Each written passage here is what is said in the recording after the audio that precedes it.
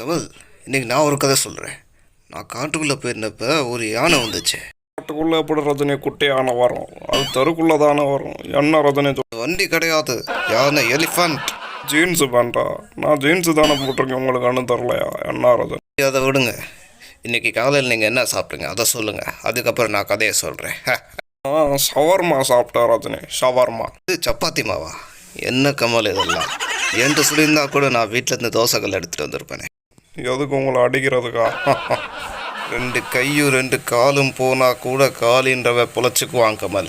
காளி யாரு ரஜினி? உங்கள் ஃப்ரெண்டா? யார் விடுங்க, அவர் பொழைச்சிக்குவார், நீங்கள் பொழைச்சிக்குவீங்களா? ஐயோ கமல், காலின்னா நான் தான் கமல். உங்களுக்கு வயிறு காலியாக இருக்குன்னு தெரியும், ஆனால் மண்டை காலியாக இருக்குன்னு எனக்கு தெரியாத ரஜினி. இல்லை, உங்கள் மண்டை தான் காலியாக இருக்குது.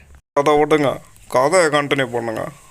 இந்த யானையை முன்னாடி வந்து நின்றுட்டு என் வலி தனி வலின்னு சொல்லிச்சு கமல். பாடுறா, அந்த வழியை உங்களுக்கு சொல்லியிருந்தா கூட நீங்கள் காட்டை விட்டு வழியே வந்திருப்பீங்களா? ஐயோ, நான் காட்டுக்கே போகலை கமல், இது கதை கமல், கதை.